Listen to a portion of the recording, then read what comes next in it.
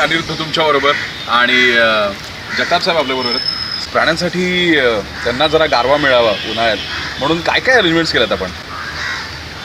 प्राण्यासाठी मुख्यतः आपल्याकडे कार्निव्होरस आणि हर्बिव्होरस आणि रेप्टाइल्स असे 3 प्रकारामध्ये आणि पक्षी 4 प्रकारामध्ये प्राणी आहेत. ओके. तर सर्वात प्रथम आपण कार्निव्होरससाठी म्हणजे वाघ, बिबट यांच्यासाठी आपण कूलरची सोय केलेली आहे आणि फॉगरची सोय केलेली आहे. त्याचप्रमाणे त्यांचे एन्क्लोजर आहे, त्या एन्क्लोजरमध्ये त्यांना पाण्यासाठी भरपूर पाणी मिळावं त्याप्रमाणे थोडेसे वॉटर होल्स तळे टाईप केलेले आहे आणि त्याच्यात ते पाण्यात बसण्यासाठी पण त्यांना सोय करण्यात आलेली आहे. त्या उन्हाच्या दुपारच्या वेळेला वाघ, बिबट पाण्यामध्ये बसलेले आपल्याला पाहायला मिळतात. आता जरा चक्कर मारूया झूमध्ये आणि जरा बघूया प्राणी काय मस्त आनंद घेतात. दुपार झाली ऑलमोस्ट. किती वाजलेत रे?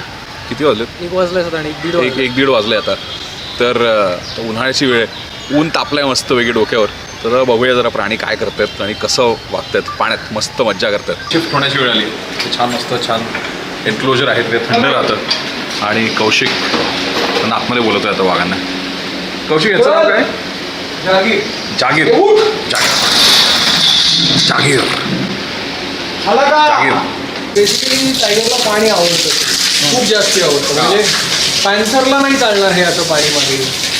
बरं. टायगरला खूप जास्त पाणी आवडतं आणि तो असा किती पण वेळ म्हणजे मी तासभर जरी उभा राहिला तरी तो तासभर असं उभा राहील, त्याचं काही म्हणणं नाही.